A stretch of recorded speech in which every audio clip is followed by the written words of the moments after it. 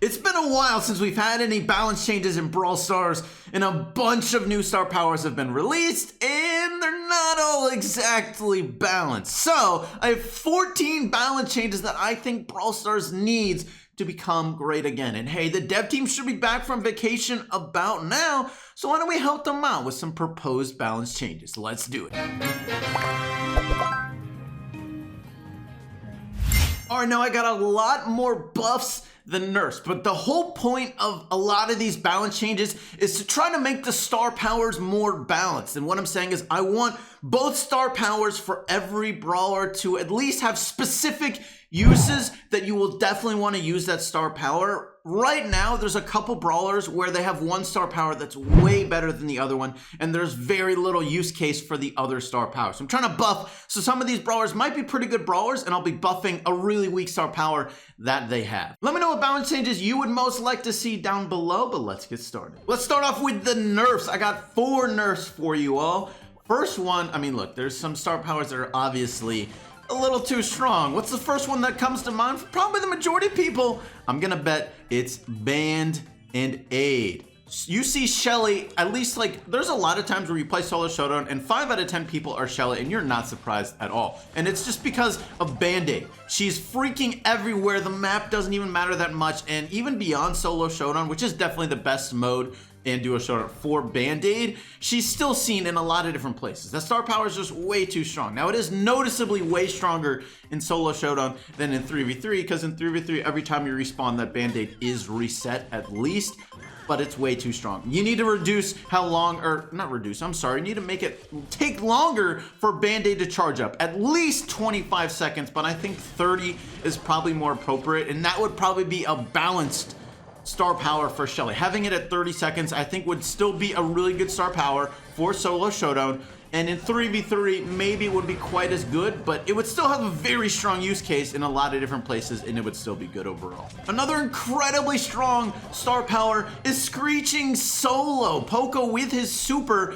does 1200 damage, and his super has, I think, the longest overall total range in the game. And it's not even close. You think about it, it's a very long range super and it's very wide. It's incredibly easy to hit a minimum of 2 people every single time, and it's not that difficult to hit 3 either. So that is a ton of damage, not to mention you're healing yourself and you maybe, hopefully, are healing a teammate as well. So if you're running a good comp for Poco, you probably are, in which case it's incredibly strong. It is easily one of the best star powers in the game. It's just a little bit too much damage, especially if there's ever a situation where the enemy has to come into you. They're pretty much screwed. Or there's a situation where you know where they're going, it's gonna do so much damage. You need to reduce the damage to about 1,000, I think, and then it will be a lot more balanced. One more star power nerf, and it's actually gonna be Coiled Snake, which just came out.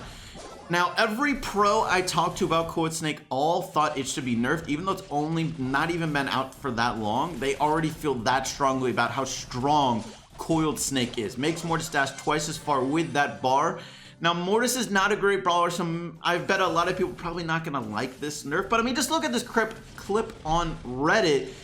I mean, dude, it's completely impossible to counter in a lot of different ways. It's just such an incredibly long range. Any low health unit has no chance against this star power. My proposal is to make it 80% instead of 100% dash. I still think it'll be incredibly strong, and he'll still be able to take out any squishy sort of brawler incredibly easily.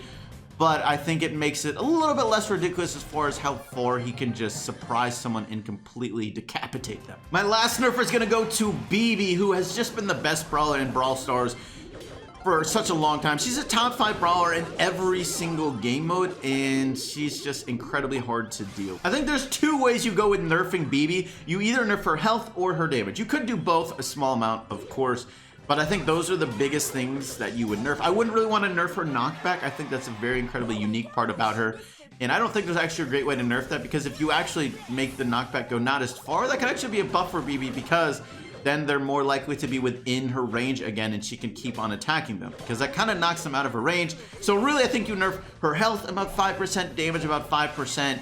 She'd still be a very good brawler, especially with that knockback. She would still be useful in a lot of different situations, like in Brawl Ball, maybe knocking back the Siege robot, or just helping her stay alive in solo showdown. So she'd still be a good brawler.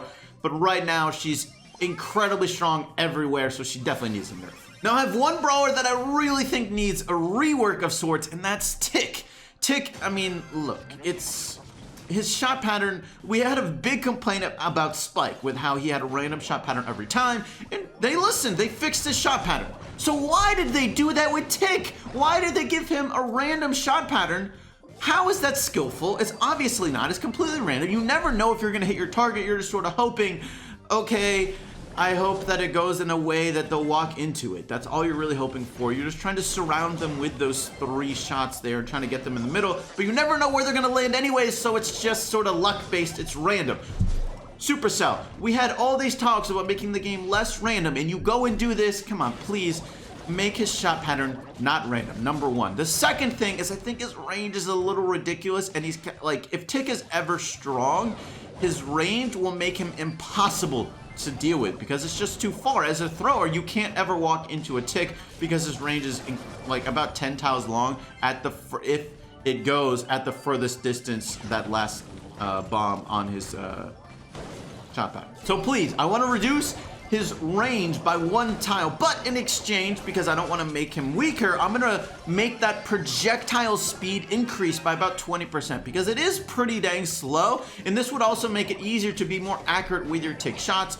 It's a bit of a trade-off, right? Less range, but you're being able to hit more shots. So I think that's a pretty good trade-off for Tick, and I think overall this would probably be a buff for him, but I do think he kind of needs. All right, now we got a ton of buffs because we really need some rebalancing. Let's start off with Tara, who has been a bad brawler for such a long time. Bottom 5 brawler really for an incredibly long time. She even got a new star power. It is a pretty good one, but it's not enough to really make Tara that viable in a lot of different places besides Brawl Ball, so she definitely needs a buff. In my opinion, you gotta give her a faster reload speed because with Tara, I think this is the key to making her more viable because if you ever miss a super with Tara, feels bad because you're basically out of the game and she's not useful if you're not hitting supers. Like her damage is not that much without her super. She doesn't have much health and her range is okay, but her damage at range is very bad. So Tara, I think you need to increase that reload speed, especially for the casual players who if they ever miss a super, they're kind of like screwed for another 30 to 45 seconds unless someone just completely feeds them her next super. So really increase that reload speed, 10% buff, I think, and she'll be viable again. El Primo is another brawler that I do think needs a buff. He's been a bottom 5 or near bottom 5 brawler for like half a year it's been. So I think he should get a buff. Now the main argument you'd probably say to not buffing El Primo is that at lower trophies, people are not very good with dealing with El Primo or tanks in general, and I'd say, okay, fine, but I mean, come on. People are hopefully figuring it out by now, I guess. I think he needs a damage buff. I don't really think there's any other way. You're not gonna buff his health. I don't think you make his supercharge faster or make his super stronger. I would just make him have a little bit more damage. That way he can deal with other tanks slightly better because he does tend to lose versus a lot of other tanks, although not always. If he has a super, he can win, but especially with Band-Aid Shelly now in the game, it's less likely to happen. Now, the one thing I will say as a bit of a devil's advocate is El Primo is getting a new star power that I actually think is gonna be really good for him and will make him a lot stronger, which is when he supers, he gets a 25% faster move speed for a couple seconds, which I actually think will be really good for him, but I don't think it will make him a strong brawler. It'll just make him decent in 1 or 2 places. So I do think you could definitely still buff him. Another brawler I really think needs a buff is Daryl. I mean, Daryl did just get a new star power, but it's not very good at all, and I really think he needs a buff. Now there's a couple ways you could buff him. I don't think you buff his damage. He has some of the highest damage in the game. If all his shots hits, he has the highest single damage shot in the game, combining both shotguns. I don't think you buff his reload speed. I mean, he has a reload speed star power. It wouldn't really make him stronger. You could buff his health, and that would be fine, 5 to 8% maybe. The other thing you could buff is his roll, and either his roll speed or his roll range. I think you can buff either of those and it helps make Daryl better. I think you can make his roll about 25% faster. That would be an interesting way to buff Daryl. I'm not sure it would really make him that much stronger, but it might help a little bit because he does take some damage rolling in. On top of that, it would make Daryl without star power and actually Daryl with his new star power a little bit better because they take less damage rolling without, and they don't have that shield, so it would definitely help in that regard because it is kind of easy to auto aim on a rolling Daryl. The other thing you could do is make that range of his roll longer. But you do have to be careful about that because that would definitely potentially make him incredibly strong. You could make him about half a tile longer. That would definitely be fine. A tile longer might be a little bit too much, but you could definitely argue that Daryl needs it. Now, Frank is another brawler I think definitely needs a buff. And here's what I would do. I don't think you buff his health. He already has a health star power, and that tied for the highest health in the game. I don't think you buff his damage. He has a damage star power. So what I think you do is you buff his attack animation for his normal attack, not for his super. I just think you make it slightly faster, about 10% faster. It still wouldn't be that fast, but you don't make his super any faster. I think that is good to have it be incredibly long, as it is that long stun. But you can make his attack animation slightly faster. I'll get a little bit more damage. Overall, it's probably not that big of a buff for Frank, but I don't think there's that many good ways to buff Frank. I don't want to buff his damage. Reload speed is already incredibly fast. Health is already incredibly high. So there's not that many great ways to buff Frank, and I think this is the way to do it. Now, Jessie is another brawler that I think needs a buff. She's not incredibly bad, but she's not that great. She's basically a brawler that's good in competitive play, but otherwise she usually tends to struggle. So I would buff Jessie's reload speed about 5 to 8%. I think it's definitely needed for her. Now, she is getting a new star power, but I don't know how great it's going to be yet. We'll have to hold out and wait on that one. If it's incredibly good star power, okay, fine. Don't buff Jessie. But then again, she would just rely on that star power.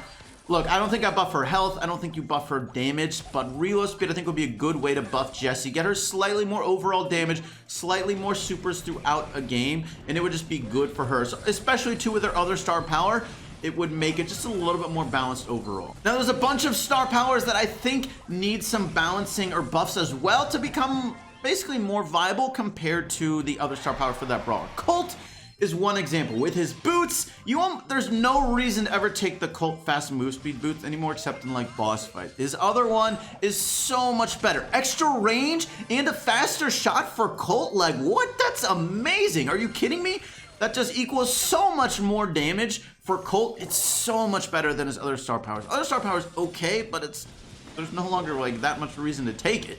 So really make that movement speed buff go from 8% faster to 10% faster, in my opinion, and then all of a sudden it's slightly more viable. Now Colt can really use it to survive a little bit better, dodge shots a little bit easier, but right now it's so much more damage, and you can get also extra survivability from Colt's extra range with that other star power, because now all of a sudden he used to really struggle versus a lot of long range brawlers, but now his shots are move faster and he has that longer range, so he can contend with them a lot easier. So both star powers still offer survivability, but he really need to buff that movement speed one because it's just not anywhere close to as good. Ham's damage star power really needs a buff. Mama Squeeze, there's not much of a squeeze to it. I mean, look, it's a total counterintuitive star power. It's a turret that you want to keep alive. You want it to stay alive, so it keeps on healing you. You don't want to use it for damage. So if you are going to use it for damage, it's really got to be worth it. So it needs a huge buff. I would buff it to 500 damage per second from 300 because it's just, there's almost not many use cases for using it aggressively and having it be worth it. Because you can use it and get some damage and get a small amount of healing, but then it goes down. And then it's like, is that really what I wanted? Because I could have probably placed that a little bit further back and just kept on healing for a much longer time, and I would have kept control. I mean, there's a lot of different times where that's way better than using it for damage. So if you are gonna use it for damage, it needs to be more damage because you're usually wasting your turret in a lot of different times. So buff that damage by a lot. Now I know this brawler's second star power isn't actually out yet, but the only star power he does have is one of the worst in the game, and it's Bo. Bo's star power used to be one of the best in the game when his vision for it was 6 tiles. Now it's 4 tiles. And it doesn't matter if you have both star power or not. The extra 2 tiles is hardly useful. It doesn't give you much extra reaction time. There's not many maps even where it's that useful. So buff it. Make it 5 tiles. It still wouldn't be incredibly good. It would be a bit of a medium between 4 and 6. And I think it would become slightly useful again on those incredibly grassy maps. But right now, it's just not that big of an impact. Unless it's competitive play and you're in Snake Prairie and everyone groups up. Because that's the only real time it has an impact, and it gives you a slight edge as far as auto-aiming slightly faster. But again, that's it. please buff it. It's not very useful. Now this next brawler doesn't really need a buff. It is definitely a very good brawler, but the second star power for that brawler is never used, and there's no reason to really ever take it, and that's Rosa. Her damage star power is very not good, at the least. I mean, think about it. It's kind of overkill. Rosa, when she's super, she doesn't usually need help getting that kill. She's already kind of invincible, and it's incredibly hard for that person to kill them.